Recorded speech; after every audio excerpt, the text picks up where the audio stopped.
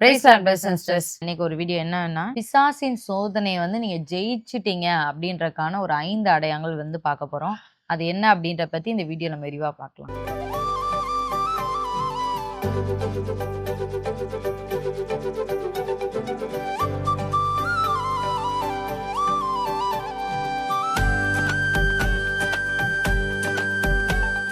நம்ம நிறைய பேர் வந்து இந்த எக்ஸாம் எழுதுற மாதிரி நிறைய பேருக்கான வரும். உடனே எல்லாரும் வந்து கேட்பாங்க, இதுக்கு வந்து என்ன அர்த்தம் அப்படின்னு கேட்பாங்க. அப்ப ஆண்டவர் வந்து நமக்கு வைக்கிற ஒரு டெஸ்டிங் பீரியட் அப்படின்றத நம்ம பார்த்திருக்கோம். ஆனா நமக்கு வந்து ரியல் லைஃப்ல வந்து எது நம்ம டெஸ்ட் எழுதிட்டோமா, அதுல பாஸ் ஆனோமா, அந்த மாதிரி எதுவுமே நமக்கு தெரியாம இருக்கும். எது டெஸ்ட் உண்மையாமே ஆண்டவர் வந்து ரியல் லைஃப்ல எது டெஸ்ட் அப்படின்னு. அப்ப நம்ம பிசாசு வைத்த சோதனை, அதாவது அது பிசாசு மூலமா தான் நிறைய நேரம் ஆண்டவர் வைப்பாரு.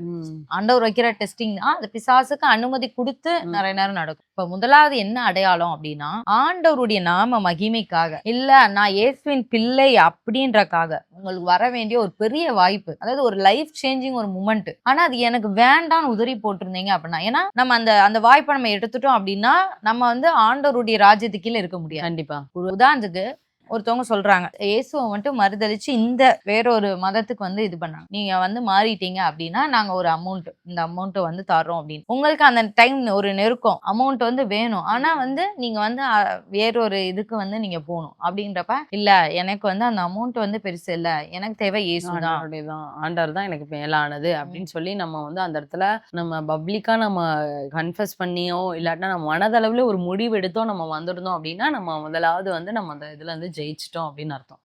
இன்னொரு விஷயம் வந்து, இப்ப நான் ஒரு ஆபீஸ்ல வந்து லெவல்ல இருக்கும்போது ஒரு சின்ன ஒரு கையெழுத்து மட்டும் நீங்க போடணும். ஆனா அது பொய்யான கையெழுத்து, இல்லீகலா போட சொல்லுவாங்க. ஆமா, அதுல வர வேண்டிய பணத்தை நம்ம எல்லாருமே ஷேர் பண்ணிக்கலாம் அப்படின்னு சொல்றாங்க. அது ஒரு நல்ல ஒரு அமௌண்ட் தான் அதுவுமே. ஆனா அதையுமே நீங்க பயப்படுறதுனால, ஏன்னா ஆண்டவர் வார்த்தை சொல்லுது, நீ எனக்கு முன்பா நடந்து கொண்டு உத்தமனா இரு அப்படின்னு சொல்லுது. உத்தமனுக்கு கர்த்தர் துணைன்னு. சரி, ஓகே, நம்ம ஆண்டவருக்கு முன்பா நம்ம இது செய்யக்கூடாது, எனக்கு ஷேர் வராதுனாலும் பரவாயில்ல, போடுறவங்க போட்டுக்கோங்க, நான் இதுல உடன்பட மாட்டேன், கையோட கை கோத்தாலும் தண்டனைக்கு தப்பான்னு வசனம் இருக்கு. சோ இந்த விஷயத்த நான் உங்களோட கை கோர்க்க மாட்டேன், நீங்க வைராக்கியமா அந்த இடத்துல இருந்தீங்கன்னா, அந்த நேரத்துல அந்த சோதனை, பிசாசு வைத்த சோதனை இல்ல கர்த்தரே அனுமதித்து பிசாசு வைத்த சோதனை, இத வந்து நீங்க வந்து ஜெயிச்சிட்டீங்க அப்படின்னு அர்த்தம். ரெண்டாவது பார்த்தோம் அப்படின்னா, பிசாசு ஒரு சில நேரம் வந்து நம்மளுடைய பழைய பாவத்துக்கு வந்து நம்மளை வந்து ஈர்க்க பார்ப்பான், இழுக்க பார்ப்பான். அந்த மாதிரி இழுக்க பார்க்குற நேரமும் நம்ம அந்த பழைய பாவத்துல திருப்பி போய் விழாம, எனக்கு இது வேண்டாம், நான் இதுல இருந்து நான் வெளியே வந்துட்டேன், ஆண்டவர் என்னை விடுதலை ஆக்கிட்டாருன்னு சொல்லி அந்த பாவத்துக்கு நம்ம நோ சொல்லிட்டோம் அப்படின்னா நம்ம இந்த விஷயத்த நம்ம ஜெயிச்சிட்டோம் அப்படின்னு அர்த்தம். நம்ம ஓவர் கம் பண்ணி வந்துட்டோம், நம்ம வந்து இந்த பிசாசு சோதனையில வந்து நம்ம ஓவர் கம் பண்ணி வந்துட்டோம், இதுல வந்து நம்ம முழுசா ஜெயம் எடுத்துட்டோம் அப்படின்னு நம்ம இது பண்ணலாம். ஏன் அப்படின்னா பிசாசு நம்ம பழைய பாவங்கள், ஏன்னா அந்த பாவத்துலதான் ஒரு காலத்துல நம்ம வந்து ரொம்ப ரொம்ப ரசிச்சும் ரொம்ப வந்து விருப்பப்பட்டு உள்ள போனது, அதனால அவ வந்து ட்விஸ்ட் பண்ணியே நம்மகிட்ட அதை வந்து திருப்பியும் வந்து அழகாக்கி காமிக்கிற மாதிரி காமிப்பான். இப்போ அந்த நேரம் நம்ம நோ சொல்லிட்டோம் அப்படின்னா, இப்போ உதாரணத்துக்கு இப்போ ஒரு ட்ரிங்க்ஸ்ல உள்ளவங்களுக்கே பாத்துக்கோங்களேன், இப்போ குடிப்பழக்கத்துல உள்ள ஒருத்தவங்க, அவங்களுக்கு வந்து இப்போ ஆபீஸ்ல வந்து முன்னாடி மாதிரி வந்து நல்லா இந்த மாதிரி லோக்கல் குடியில இருந்து எல்லா குடியும் குடிச்சிருப்பாங்க, ஆனா இப்போ ஆண்டர் ரசிக்கப்பட்டு உள்ள வந்துட்டாங்கன்னு வச்சுக்கோங்க, ஆபீஸ்ல வந்து ஒரு பார்ட்டி வைக்கிறாங்கன்னு வச்சுக்கோங்க, அதுல வந்து நல்ல பிராண்டடான ஒயினோ இல்ல பீரோ இந்த மாதிரி ஏதோ ஒண்ணு, ரொம்ப அந்த அளவுக்கு இல்லாட்டாலும் இது ஒன்னும் பிரச்சனை இல்லை சார், இதனால ஒண்ணுமே ஆகாது, இது ஒரு இது இது ஆல்கஹாலே கிடையாது அப்படி இப்படி நிறைய இது சொன்னாலும், அந்த மாதிரி சூழ்நிலையிலையும் நம்ம போய் இது ஒண்ணும் இல்லையா அப்படின்னு சொல்லி நம்ம எடுத்து குடிச்சிட்டோம் அப்படின்னா அந்த பழைய பாவம் வந்து நம்மள ஈர்க்கும். கண்டிப்பா. அந்த மாதிரி ஏதோ ஒரு சூழ்நிலையில நீங்க வந்து நோ சொல்லியிருந்தீங்க அப்படின்னா உண்மையாலுமே நீங்க அதுல இருந்து பிசாசினுடைய அந்த சோதனையில இருந்து நீங்க ஜெயிச்சிட்டீங்க அப்படின்றதுக்கான இது வந்து ரெண்டாவது ஒரு அடையாளம். பழைய பாவத்துக்கு காம்ப்ரமைஸ் பண்ணாம இருந்தோம் அப்படின்னாலே நம்ம வந்து ஜெயிச்சிட்டோம் அப்படின்னு. இது வந்து ஒரு இதுதான், குடிப்பழக்கங்கிற ஒரு உதாரணம் தான். இதுக்கு நம்ம நிறைய பாவங்கள் இருக்கு, ஏகப்பட்ட பாவங்கள் இருக்கு. அந்த எந்த பாவத்துல நம்ம பழைய பாவத்துல விழுந்தாலும் திருப்பியும் பிசாசு வந்து நம்ம ட்ரை பண்ணும்போது நம்ம நோ சொல்லியிருந்தோம் அப்படின்னா நம்ம வந்து ஜெயிச்சிட்டோம். இப்ப சினிமா பாக்குறது, சினிமா சாங்ஸ்ல இருந்து அந்த அடிக்ஷன்ல இருந்து நீங்க வெளியே வந்திருக்கலாம். ஓகே, ஆண்டவர் வந்து உங்களை ஒரு இதுக்குள்ள வழி நடத்தி இனிமே நம்ம ஆண்டருடைய சத்தியம் மட்டும்தான், ஆண்டருடைய பாடல்கள் மட்டும் தான் கேட்கணும் அப்படின்ற ஒரு வைராக்கியத்துல இருக்கும் போது திடீர்னு ஒரு சின்ன ஒரு இது வருது. ஓகே, நம்ம முன்னாடிலாம் நம்ம பார்த்ததானே இந்த ஒரு மூவி பத்தி எல்லாருமே பேசுறாங்க, நம்ம இதை ஒண்ணு பார்த்தா என்ன அப்படின்ற மாதிரி பிசாசு எண்ணத்தை கொண்டு வரும்போது அந்த நேரத்துல நீங்க எப்படி ரியாக்ட் பண்ணீங்க? இல்ல இந்த ஒண்ணுதானே, இது ஒண்ணு என்னை பெருசா பின்னாடி கொண்டு போயிடாது அப்படின்னு நினைச்சு பாத்துட்டீங்களா? இல்ல இது வேண்டாம், நான் ஒன்ஸ் வந்து நான் வெளியே வந்துட்டேன், ஏன்னா நாய் வந்து தான் கக்கினதை திரும்ப தின்னும் அப்படின்னு வசனம் இருக்கு. சோ அந்த மாதிரி இல்லாம நான் ஒன்ஸ் நான் வெளியே கக்கிட்டேன் இந்த பாவத்தை, இதை நான் உட்காந்து நான் சாப்பிட மாட்டேன், திருப்பி அந்த பாவத்துக்குள்ள நான் இது பண்ண மாட்டேன், ஒன்ஸ் நான் வந்து நான் முடிச்சதா அப்படின்ற மாதிரி நீ நினைச்சீங்களா? இதுதான் வந்து 2வது பாயிண்ட். அடுத்து 3வது பார்த்தோம் அப்படின்னா, இது நம்ம எல்லாருக்குமே நம்ம தெரிஞ்சதான். நம்மளுடைய லோ பாயிண்ட்லயும் நீங்க ஆண்டவரை துதிச்சீங்க. ஏன்னா நிறைய பேருக்கு வந்து 2ல ஏதோ ஒண்ணு வந்து செய்வாங்க.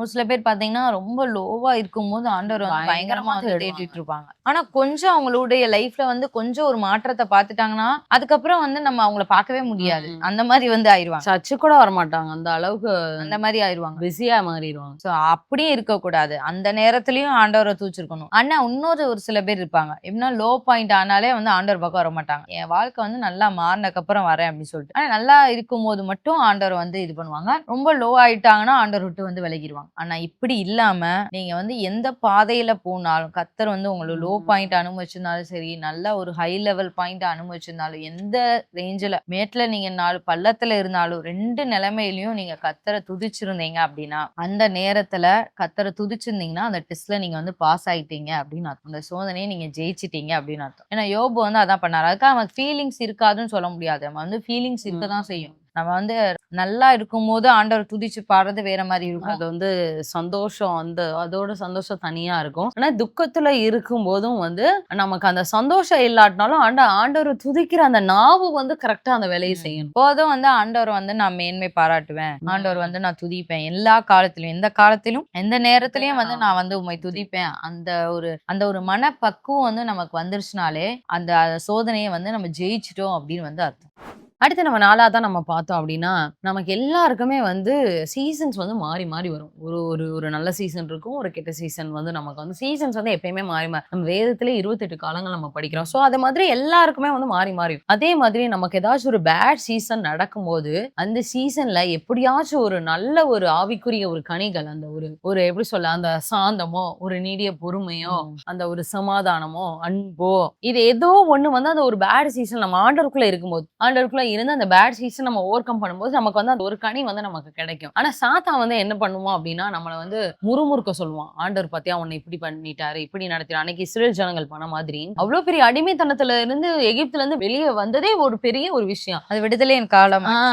ஆனா சாத்தான் வந்து இங்க பாரு, உனக்கு சோறு கிடைக்கல, அது கிடைக்கல, இது கிடைக்கல, உனக்கு தண்ணி இல்ல, அது இல்லன்னு சின்ன சின்ன விஷயத்தையா போட்டு போட்டு போட்டு நோண்டி அதை வந்து ரொம்ப ஒரு ஆண்டவரே முறுமுறுக்கிற லெவலுக்கு வந்து கொண்டு வந்து விட்டுருவான். ஆனாலும் அப்படி ஒரு பேட் சீசன்லயும் நம்ம இருக்கும் போதும் ஆண்டவர் நம்ம முறுமுறுக்காம, நமக்கு ஆண்டவர் வந்து ஒரு கனியை நம்மளாலே உணர முடியும். ஃபுல்லா நான் வந்து பொறுமையா இருந்தது இல்லப்பா, ஆனா இந்த காலத்துல ஆண்டவர் வந்து உண்மையாமே எனக்கு பொறுமையை கட்டளையிட்டு இருக்கிறாரு, பொறுமையை தாண்டி நீடிய பொறுமையை எனக்கு கட்டளையிட்டு இருக்காரு. நிறைய பேர் நம்ம உணர்வோம். ஒரு சில ஜேர்னி எல்லாம் வந்து ஆண்டவர் வாக்குத்தத்தம் பண்ணி அது வந்து வெயிட்டிங் பீரியட்ல ரொம்ப லாங் டைம் போயிருச்சு அப்படின்னா, அதுதான் நம்மளுடைய நீடிய பொறுமை. 10 வருஷம் 12 வருஷம் எல்லாம் ஒரு சில காரியத்துக்காக நம்ம காத்திருந்தோம். ஆனா ஆண்டவர் வாக்குத்தத்தம் பண்ணிருப்பார்.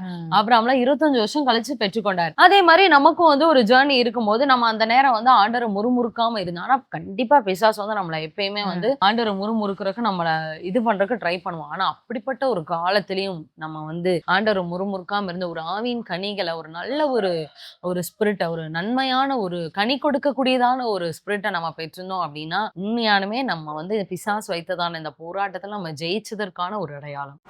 அடுத்து கடைசியா நம்ம பார்த்தோம் அப்படின்னா, உங்களுடைய விசுவாசம் அசைக்கப்படல அப்படின்னாலே நம்ம வந்து ஜெயிச்சிட்டோம் அப்படின்னு அர்த்தம். ஏன்னா இன்னைக்கு வந்து கிறிஸ்தவத்தை விட்டு அநேகர் வந்து வெளியே போயிட்டாங்க. பாடுகள் மத்தியில வெளியே போனவங்க அதிகமான பேர். அவங்க வந்து நல்லா இருக்கும் போது, அவங்க வாழ்க்கை ஆண்டவர் நல்லா பிளெஸிங்கா வச்சிருக்கும் போது ஆண்டவருக்குள்ள இருந்தவங்க தான். ஆனா பாடுகள் சோதனைகள் அதிகமாகும் போது பிசாசுடைய சத்தத்தை கேட்டு வெளியே போனவங்க வந்து அதிகமான பேர். இப்ப இன்னும் இவ்வளோ பாடுகள் வந்துருச்சு, ஆனா இவ்வளோ பிரச்சனை வந்துச்சு, ஆனாலும் எனக்கு ஆண்டவர் மேல நான் விசுவாசமா தான் இருக்கேன் அப்படின்னு நீங்க நினைச்சீங்க, அது அந்த புயலின் மத்தியில் நீங்க நின்று கொண்டிருக்கீங்கன்னா அதுவே நீங்க அந்த சோதனையை ஜெயிச்சதுக்கான ஒரு மிகப்பெரிய அடையாளம் தான். ஏன்னா அன்னைக்கு யோபுடைய மனைவி வந்து சொல்றாங்க, யோபு கூட அது திங்க் பண்ணல, நான் ஆண்டவரை தூஷிக்கணும் அப்படின்றத அவங்களே திங்க் பண்ணல. அப்படியேனாலும் விரக்தியில வந்து சரி நீங்க ஏன் இவ்வளவு கஷ்டப்படுறீங்க. ஒரு சில பேர் நம்ம சொல்லுவோம் தெரியுமா, அந்த வயசானவங்களை இவங்க இழுத்துட்டே இருக்கிறதுக்கு இவங்களை பார்க்கவே கஷ்டமா இருக்கு, இதுக்கு இவங்க இறந்துடலாம். இவங்க தனியா கூட ஆண்டரே எனக்கு என் கணவரை பார்க்க ரொம்ப கஷ்டமா இருக்கு, நீங்க வேணா எடுத்துக்கொள்ளுங்க. ஆனா அந்த வார்த்தை பாத்தீங்களா, தேவனை தூஷித்து ஜீவனை விடு. என்னோட ஜீவனை விடியா அப்படின்னு சொன்னா கூட சொன்னா கூட பரவாயில்ல. நீங்க கஷ்டப்படுறத பார்க்க எனக்கு ரொம்ப கஷ்டமா இருக்கு. அதனால நீங்க ஜீவனை விட்டுட்டீங்கன்னா கூட பரவாயில்ல அப்படின்னா பரவாயில்ல. நான் தேவனை தூஷித்து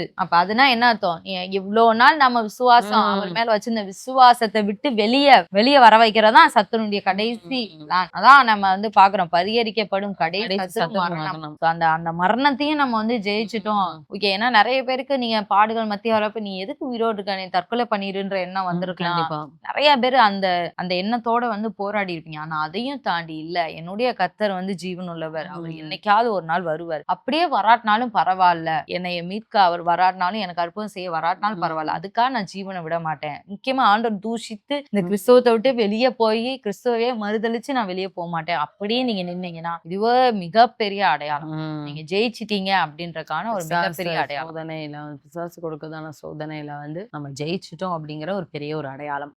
இப்போ வந்து நம்ம ஒரு 5 அடையாளங்கள் நம்ம பார்த்தோம். நீங்க அனலைஸ் பண்ணி பாருங்க. நீங்க ஆரம்ப காலத்துல இருந்து உங்க வாழ்க்கையில இல்லைன்னா இப்போ ரீசெண்டா நடக்கிறதான உங்க வாழ்க்கையில நீங்க அனலைஸ் பண்ணி பாருங்க. இது எல்லாமே நீங்க மேற்கொண்டீங்க அப்படின்னா உண்மையாமே சந்தோஷப்படுங்க. நம்ம எல்லாம் பிசாசை நம்ம ஜெயிச்சிட்டோம் அப்படின்னு. நிச்சயமா இது உங்களுக்கு பிரயோஜனமா இருந்திருக்கும் அப்படின்னு நான் விசுவாசிக்கிறேன். இந்த வீடியோ நீங்க அநேகருக்கு ஷேர் பண்ணுங்க. இந்த சத்தியம் தெரியலன்னா உங்களுக்கு பிரயோஜனமா இருக்கும். மீண்டும் அடுத்த ஒரு வீடியோல உங்களை சந்திக்கிறோம். கர்த்தர் உங்களை ஆசீர்வதிப்பாராங்க.